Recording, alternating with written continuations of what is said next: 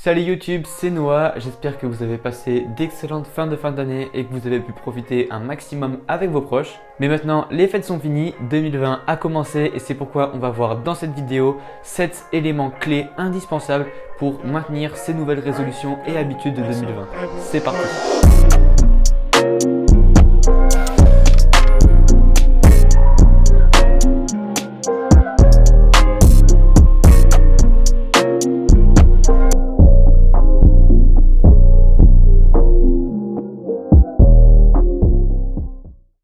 Comme chaque année, la plupart des gens vont se donner de nouvelles habitudes et de nouvelles résolutions à mettre en place pour 2020, mais vont finir rattrapés par la vie et leur quotidien et vont finir par tout lâcher au bout de 1 ou 2 mois, même pas. Sauf que pour réussir, qu'importe le domaine, il faut réussir à maintenir et tenir ses habitudes sur le long terme et sur la durée pour avoir des résultats. C'est bien de manger équilibré une journée, mais si vous ne répétez pas ça tous les jours pendant plusieurs mois, eh bien vous ne verrez jamais votre physique s'améliorer. Et c'est d'ailleurs exactement pareil dans le business, car si vous n'avancez pas tous les jours ou au moins chaque semaine dans votre business et sur vos objectifs, eh bien vous finirez par ne jamais les atteindre et de ne jamais voir de résultats avec vos business. Je me suis énormément formé et renseigné sur ce sujet ces dernières années pour réussir à acquérir de bonnes habitudes et une discipline nécessaire justement pour les maintenir sur le long terme, et c'est justement ce que je voulais vous partager dans cette vidéo. Et voilà, il faut savoir que j'ai toujours été très mauvais pour maintenir des habitudes et même pour en créer de nouvelles. Et vraiment, c'est vraiment que quand j'ai compris les 7 clés que je vais vous partager juste là et que j'ai commencé à vraiment les appliquer dans ma vie au quotidien que j'ai fini par avoir des résultats et à maintenir des habitudes. Donc allez, on commence par le premier concept qui est celui de la pyramide des habitudes. Donc cette pyramide représente les différents niveaux d'habitudes que vous pouvez avoir avec leur importance. L'idée, c'est que vous ne pouvez pas bâtir des habitudes haut dans la pyramide si vous n'avez pas les bases et les connaissances au préalable, c'est-à-dire les fondations de la pyramide. Si ces fondations manquent, eh bien vous ne pouvez pas aller tout en haut de la pyramide. Donc elle est découpée en 4 segments et les 2 premiers sont consacrés à la santé. On a premièrement les habitudes de santé physique, donc cela comprend le sommeil, l'alimentation et le sport. Ce qu'il faut comprendre, c'est que notre cerveau n'est pas dissocié de notre corps. Alors si l'on veut devenir un entrepreneur à succès, productif et discipliné, alors il ne faut surtout pas négliger les aspects de notre santé, que ce soit du coup l'alimentation, le sommeil ou la nourriture. Et même en général, ce sont des choses qui sont totalement fondamentales si vous voulez avoir une vie plus saine et plus heureuse au quotidien.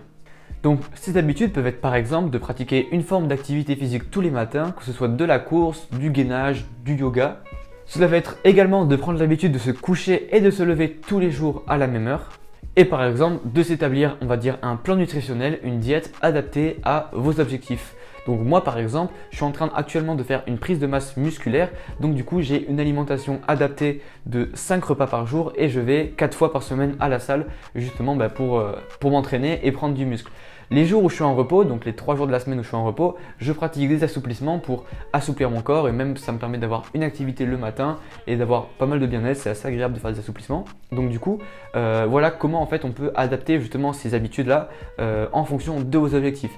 Donc encore une fois, les habitudes sont propres à vos objectifs, mais elles sont fondamentales pour votre santé et pour votre bien-être. Comme je l'ai dit, la pyramide, là on parle des fondations, donc c'est pour ça que ces fondations-là sont totalement nécessaires si vous voulez établir les habitudes qui se trouvent au-dessus dans la pyramide.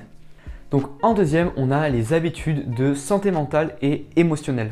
Donc là, ça va être tout ce qui touche aux relations sociales, à la gratitude, créer du sens dans son travail, avoir un sens de contrôle dans sa vie, etc. etc. Ce type d'habitude va être par exemple de prendre une douche froide tous les matins, de méditer 10 minutes par jour, de tenir un journal de gratitude, etc. etc. C'est vraiment des habitudes présentes pour contribuer à votre santé mentale et à votre santé émotionnelle, à vous permettre d'être mieux, on va dire, dans votre tête, de ressentir plus de gratitude au quotidien, d'être plus heureux, d'être plus dans le moment présent. C'est l'intérêt justement de la méditation et de tenir un journal de gratitude. La douche froide, quant à elle, par exemple, aide à avoir une meilleure clarté d'esprit et par exemple à vous réveiller et à bien vous motiver le matin. Donc voilà, c'est ce genre d'habitudes que vous pouvez mettre en place et qui vont vraiment vous aider au niveau mental en fait. Donc le troisième segment, c'est les automatismes. Et en fait, les automatismes, c'est tout simplement toutes les choses que l'on fait au quotidien sans même y penser. Comme par exemple le fait de prendre un petit déj, le fait de prendre une douche le matin, de se laver les dents, toutes ces choses-là en fait. D'ailleurs, l'avantage et l'idée, c'est un peu que les habitudes que vous avez aux fondations deviennent petit à petit des automatismes parce que tout ce qui est automatique en fait, c'est quelque chose qui est profondément ancré dans notre cerveau. Plus concrètement, au niveau travail, ça peut être par exemple le fait de planifier sa journée le matin ou de faire un bilan le soir ou même de planifier sa semaine chaque semaine. Et donc le quatrième et dernier segment de la pyramide, le segment le plus haut, c'est les compétences. Donc en fait, ça peut paraître un peu bizarre de percevoir ces compétences comme une habitude, mais en réalité, c'est ce qu'elles vont devenir au fil du temps. Parce que la plupart des compétences que vous allez premièrement appliquer de manière consciente dans votre business ou dans votre vie vont finir par devenir inconscientes au fur et à mesure que vous les appliquez. Par exemple, lorsque vous faites un appel de vente avec un prospect, au début vous allez avoir besoin d'un script et d'un framework pour vous guider et avoir les questions que vous devez poser à votre prospect déjà préparées et avoir une structure à suivre le long de l'appel. À force de faire des appels de vente, vous allez vous habituer à cette structure, vous allez l'intégrer, vous allez pouvoir la modifier, vous allez pouvoir être plus à l'aise avec cette structure et à la fin, vous n'aurez même plus besoin d'avoir de support pour faire votre appel de vente et vous serez devenu un excellent vendeur de façon inconsciente. Donc le deuxième élément, c'est de comprendre comment est composée une habitude. Et une habitude a toujours 3 éléments fondamentaux. Le premier, c'est le déclencheur. Le deuxième, c'est la routine, c'est-à-dire l'habitude en elle-même. Et le troisième, c'est la récompense. Du coup, cela implique que chaque habitude, bonne ou mauvaise, a toujours un déclencheur. Que ce soit une heure de la journée, une action, une personne, un lieu, une émotion, etc., etc. Et elle a également toujours une récompense, que ce soit physique ou émotionnelle. Par exemple, lorsque vous mangez la nourriture, souvent ça a un bon goût. Et par exemple, si vous faites du sport, ça va libérer des endorphines, ce qui va procurer une sensation de bien-être à votre corps. Ou alors plus subtilement, ça peut être une sensation ou une satisfaction de correspondre à vos valeurs ou à votre identité. Ou alors d'avoir un sentiment de fierté, comme par exemple lorsque l'on sort d'une douche froide ou lorsque l'on médite. Voilà, toutes ces choses-là vont peut-être pas fournir des récompenses, on va dire, gratifiantes sur le moment, mais le fait de vous dire que ça correspond à vos valeurs, à votre identité, à l'image que vous vous faites de vous-même et que vous vous dites que vous agissez en accord avec ces valeurs-là, ça va justement créer une sorte de gratification émotionnelle. Donc lorsque vous voulez implémenter une habitude, réfléchissez bien à quel type de déclencheur cela correspond et à quel type de récompense cela va vous apporter. D'ailleurs, je précise que tout ce que je dis dans cette vidéo est vrai que ce soit pour les bonnes ou les mauvaises habitudes. Par exemple, la cigarette a toujours des déclencheurs forts, que ce soit un lieu comme un coin fumeur, une émotion négative, une pause, des personnes, etc., etc. Et elle vous récompense toujours en comblant votre addiction à la nicotine et en vous procurant une sensation de bien-être. La cigarette est d'ailleurs sûrement une des habitudes les plus difficiles à supprimer car elle comporte plusieurs déclencheurs et à la fois plusieurs récompenses, que ce soit physiques ou émotionnelles. Du coup, l'astuce pour supprimer une mauvaise habitude, c'est de tout simplement essayer de supprimer le déclencheur. Mais dans le cas où c'est pas possible, alors il faut essayer de remplacer cette mauvaise habitude par une nouvelle habitude qui a le même déclencheur et qui fournit une récompense similaire mais qui n'a pas la même routine. Il est important également de créer des règles simples et objectives. Au lieu de vous dire par exemple je vais fumer moins tous les jours, qui est un objectif totalement subjectif, dites-vous plutôt je vais essayer de fumer une cigarette en moins par jour. Enfin, on passe au troisième élément qui est super important et cet élément c'est de commencer petit. Alors c'est super important de commencer petit et de ne pas chercher la perfection dès le début. Et cela même si ça paraît ridicule. Un très bon concept que j'affectionne particulièrement est celui de la mentalité de progression. La mentalité de progression, c'est justement l'idée de commencer petit et d'augmenter palier par palier l'intensité de vos actions. Donc voici un graphique illustrant la mentalité de progression versus la mentalité de la plupart des personnes. Dans le premier cas, on a une courbe qui augmente petit à petit par palier et dans le deuxième cas, on a une courbe qui varie énormément dans les extrêmes.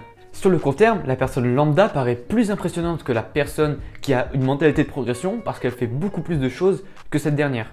Mais vu qu'elle n'arrive pas à tenir tous ses engagements car elle a voulu faire trop de choses à la fois et trop vite, et bien du coup elle passe par des périodes de motivation et de démotivation extrême. Alors que si l'on regarde l'air sous la courbe, on remarque très vite que la personne ayant une mentalité de progression a au final accompli plus que la personne qui n'en a pas.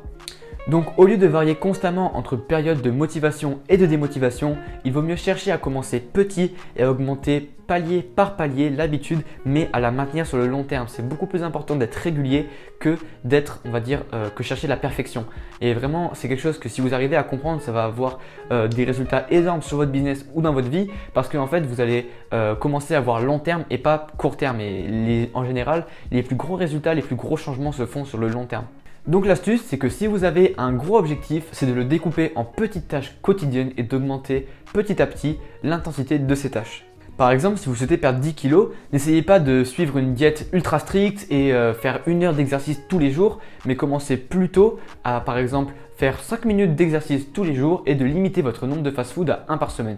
Évidemment, ça paraît ridicule sur le court terme, et sur le long terme, vous allez graduellement augmenter l'intensité de ces actions jusqu'à supprimer totalement les fast-food, jusqu'à manger moins tous les jours et à créer une de vraies routines et habitudes de nutrition saine. Et en plus de ça, vous ferez plus d'exercice. Et vu que vous aurez tenu ça sur le long terme, grâce à ce qu'on appelle justement l'effet cumulé, vous allez commencer à perdre du poids et à avoir de vrais résultats.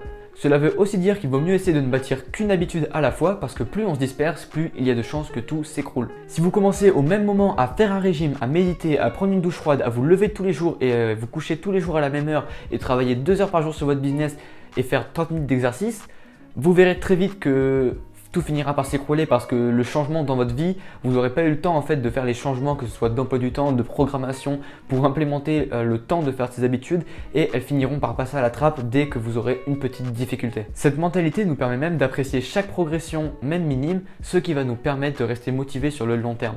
Quatrièmement, la stratégie d'empilement d'habitudes. Vous vous rappelez plutôt quand je parlais que chaque habitude avait un déclencheur? Et bien là, on va voir le déclencheur le plus puissant pour chaque nouvelle habitude que vous pouvez implémenter. Et cette stratégie consiste à faire votre habitude après une habitude déjà bien ancrée. Par exemple, vous pouvez méditer juste après avoir pris votre douche ou vous être lavé les dents. De cette manière, votre déclencheur pour méditer devient prendre une douche ou vous laver les dents, qui est une habitude qui est déjà très bien ancrée dans votre routine quotidienne. Et cela va donc grandement faciliter la réalisation de la méditation parce que voilà, vous allez méditer juste après avoir pris votre douche et globalement vous prenez une douche tous les matins, donc il n'y a pas de raison que vous ne méditiez pas juste après. C'est d'ailleurs pour ça que l'idée de morning routine est devenue si populaire parce que le fait d'empiler des habitudes positives le matin à une habitude qui est déjà bien ancrée, c'est-à-dire le fait de se réveiller, va justement rendre la réalisation de ces habitudes beaucoup plus facile.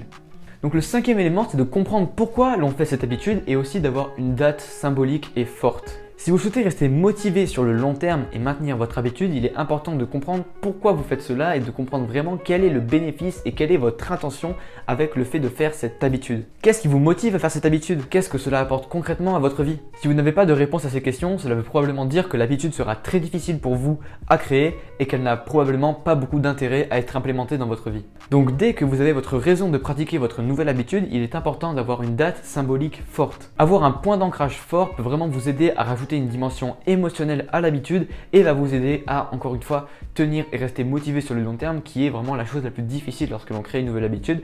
Et c'est vraiment pourquoi on met en place toutes ces choses, c'est pour rester motivé sur le long terme, qui est la vraie difficulté. C'est d'ailleurs pour cela que le 1er janvier est une date, on va dire, si forte et que c'est aussi la date des nouvelles résolutions et des nouvelles habitudes parce que c'est tout simplement le premier jour du premier mois d'une nouvelle année. Donc du coup, c'est pour ça que ça en fait une date propice pour créer une nouvelle habitude. Mais ça peut également être un anniversaire, un événement, je sais pas, le premier d'un mois, le premier d'une semaine, enfin en fait ça dépend, c'est comme vous le voulez. Encore une fois, il faut que la date ait, on va dire, une connotation un peu symbolique pour vous. Après voilà, c'est pas forcément obligé d'avoir une date symbolique pour commencer une habitude. La plupart de mes habitudes, je les ai commencées sur un peu un coup de tête, on va dire, du jour au lendemain parce que j'avais envie de les implanter. Donc c'est pour ça que je voulais rajouter que voilà, n'attendez pas non plus d'avoir la date parfaite pour commencer telle ou telle habitude. C'est une erreur que beaucoup de gens font. Ils reportent au lendemain les bonnes habitudes qu'ils doivent implémenter dans leur vie. Sauf qu'en réalité, si vous savez qu'il y a une habitude ou quelque chose que vous devez implémenter dans votre vie et qui est vraiment fondamental et qui va vous apporter beaucoup, faites-le dès maintenant, dès aujourd'hui. N'attendez pas plus, n'attendez pas la date parfaite, le jour parfait, parce que voilà, ça n'arrive pas. C'est toujours sympa d'avoir une date symbolique pour commencer une nouvelle chose, mais encore une fois, ce n'est pas du tout nécessaire et ce n'est pas une raison pour reporter votre habitude. Donc maintenant que vous avez votre date, symbolique ou pas, vos raisons, votre pourquoi vous faites cette habitude, il est important de se créer ce qu'on appelle un calendrier d'habitude. L'idée, c'est de se créer un calendrier et vous allez cocher une case chaque jour où l'habitude aura été faite. Donc ça, c'est vraiment la chose qui m'a permis d'implémenter et de garder mes habitudes sur le long terme, vraiment de façon vraiment constante. Et voilà, dès que j'ai fait un calendrier d'habitude pour une habitude, j'ai maintenu l'habitude. C'est quelque chose de ultra puissant psychologiquement. Et puis vous vous rappelez plutôt quand je vous parlais que chaque habitude avait une récompense, eh bien c'est un excellent moyen de ressentir un sentiment de satisfaction après avoir réalisé votre habitude, parce que le fait de cocher la case va en fait libérer un petit peu de dopamine et va vous donner un petit peu une sorte de satisfaction d'avoir fait la tâche, de l'avoir accomplie et de pouvoir cocher votre case. Et au fur et à mesure que vous allez compléter votre habitude et que les jours vont suivre et que du coup les cases vont se remplir, eh bien vous allez avoir de plus en plus envie de ne pas briser la chaîne justement, parce que voilà, quand vous allez commencer à avoir beaucoup de cases crochées, beaucoup de croix, eh bien vous n'allez pas avoir envie de briser ces habitudes, vous n'allez pas avoir envie de briser la chaîne de croix. Donc du coup, même les jours où vous n'allez pas en avoir envie, juste parce que vous ne voulez pas briser la chaîne, vous le ferez quoi qu'il arrive. Et ça c'est vraiment très très puissant. Et en plus de ça, c'est aussi très visuel, c'est-à-dire que voilà, le calendrier, je vous conseille de le mettre à un endroit où vous allez le voir tous les jours. Et du coup, vous allez pouvoir voir tous les jours une croix se rajouter. Et au fur et à mesure du temps, vous allez aussi vous dire « Ah mais tiens, ça fait déjà aussi longtemps que je fais cette habitude, etc. » Et ça va vraiment vous aider, encore une fois, à rester motivé sur le long terme. Donc pour faire ça, je vous conseille d'utiliser l'application Stride en fait, qui est un calendrier virtuel, ou alors d'utiliser comme moi en fait je fais tout simplement une feuille de papier où vous faites un calendrier, ou même un vrai calendrier que vous achetez si vous avez des calendriers à utiliser, et de cocher directement sur le calendrier. Je vous conseille vraiment d'avoir quelque chose on va dire de physique, d'avoir un format papier ou un vrai calendrier, parce que je trouve que psychologiquement c'est beaucoup plus impactant de cocher à la main et de le voir visuellement, alors que voilà, une application sur le téléphone, on finit très vite par l'oublier et voilà, elle finit par ne plus trop fonctionner quoi. Et enfin, le dernier concept de cette vidéo, c'est celui de la clé de voûte des habitudes. Et en gros, la clé de voûte des habitudes, c'est tout simplement l'habitude centrale qui va agencer toutes les autres habitudes. Donc voilà, c'est vraiment l'idée que vous allez avoir une habitude, vraiment une habitude que vous allez respecter de façon monastique tous les jours, quelque chose que vous allez vraiment, qui est vraiment ancré en vous, et que le fait de réaliser cette habitude va engendrer la réalisation de toutes les autres habitudes que vous voulez implémenter. Donc moi par exemple, mes clés de voûte, ça va être par exemple mes routines du matin ou mes routines du soir, et ce que j'appelle du coup mes checklists en fait, parce que j'ai rédigé sur mon téléphone des checklists de choses à faire tous les matins quand je me lève et tous les soirs avant de me coucher, et du coup justement en fait ces checklists elles comportent le fait de faire toutes mes habitudes, plus par exemple le fait de faire par exemple mes cahiers où j'organise toute ma vie, où j'organise toutes mes journées de travail et mes journées et même mes journées perso. J'ai deux cahiers en fait, j'ai un cahier travail et un cahier perso, et du coup c'est vraiment ça, c'est ma clé de voûte, parce que chaque matin quand je me lève, je me dis ok, je fais ma morning checklist, et chaque soir avant de me coucher, bam, je fais ma night checklist. Et ça me permet vraiment de rester ultra cadré et de respecter les habitudes, et surtout de ne pas en oublier, parce que des fois quand on a beaucoup de petites choses à faire, par exemple je sais pas, imaginez des habitudes un peu plus bêtes comme mettre une crème ou alors prendre des médicaments ou boire un verre d'eau, trucs comme ça, c'est des trucs qu'on oublie souvent, et donc du coup le fait d'avoir dans une checklist, ça vous permet de ne jamais vraiment oublier l'habitude, de toujours l'avoir écrite, et du coup même de cocher en fait les cases au fur et à mesure de la journée. Moi pour faire ça, j'utilise une application qui s'appelle Evernote. Vous pouvez aussi utiliser Beer sur Mac, et voilà, je vous conseille vraiment d'essayer de trouver qu'est-ce qui pourrait être la clé de voûte en fait de toutes vos habitudes. Après ça peut être par exemple le fait d'aller au sport tous les matins. Moi par exemple quand je vais au sport le matin, pareil, ça me motive et ça conditionne toute ma journée à être productif et à être discipliné. Donc voilà, encore une fois ça dépend des gens, il faut expérimenter un peu de chacun de son côté pour voir qu'est-ce qui fonctionne le mieux, mais essayez de réfléchir à qu'est-ce qui pourrait être la clé de voûte de vos habitudes, parce que lorsque vous l'avez trouvé, eh bien vous n'avez plus qu'à respecter on va dire cette clé de voûte, et cette clé de voûte va du coup engendrer tout le reste des habitudes, et ça c'est vraiment très très puissant. Donc voilà, j'espère que cette vidéo vous a plu. Elle est plus longue que d'habitude je pense, là je vais regarder, je crois que je suis à 40 minutes de tournage. Mais voilà, je voulais vraiment faire une vidéo ultra complète où je vous partageais tout ce que j'avais appris ces dernières années sur la création d'habitudes et sur le maintien des habitudes. J'espère vraiment que ça va vous aider à commencer 2020 de la meilleure manière possible et que cela va vous permettre d'implémenter de nouvelles habitudes sur le long terme. Vraiment, si vous appliquez tous les concepts que j'ai dit dans cette vidéo, il n'y a pas de raison que vous n'arrivez pas à maintenir votre habitude. Vraiment, si vous combinez tout ce que je vous ai dit, vraiment, vous inquiétez pas, votre habitude, vous allez la tenir et ça va vraiment devenir quelque chose de régulier et d'ancré en vous, je vous le garantis. Donc si la vidéo vous a plu, n'hésitez pas à me laisser un like pour me soutenir. J'ai vraiment passé beaucoup de temps et j'ai vraiment essayé de faire la meilleure vidéo possible pour vous aider à maintenir des habitudes. J'espère que ça a été réussi. Donc voilà, si elle vous a plu, n'hésitez pas vraiment à me soutenir avec un like, moi ça me fait ultra plaisir. N'hésitez pas également à me laisser un petit commentaire juste en dessous de la vidéo pour me donner votre avis sur la vidéo et aussi me dire quelles nouvelles habitudes vous aimeriez implémenter pour 2020. Si vous souhaitez discuter avec moi, eh bien venez me voir directement, que ce soit sur Facebook ou sur Instagram, les liens sont dans la description. Si vous avez des questions sur le SMMA, le personal branding ou l'entrepreneuriat en général, eh bien j'y répondrai avec plaisir. Actuellement, je réponds vraiment à tous mes messages et tous mes DM, donc n'hésitez pas à me contacter. Si tu souhaites rejoindre une communauté d'entrepreneurs sur le SMMA et le personal branding, eh bien j'ai créé un groupe Facebook. Tu peux le rejoindre, le lien est dans la description. N'hésite pas vraiment à le rejoindre et à faire grossir la communauté et à le partager à tes amis, parce que plus on sera présent dans le groupe, plus le groupe du coup sera actif et du coup plus on pourra faire de choses et plus on pourra s'entraider les uns les autres. Et c'est également un bon moyen pour que je puisse répondre à vos questions sur le groupe. Donc voilà, n'hésitez pas à le rejoindre, le lien est dans la description comme j'ai dit. Et pour finir, abonnez-vous à la chaîne et activez la cloche pour ne pas manquer les prochaines vidéos. C'était Noah, je vous dis à bientôt et ciao.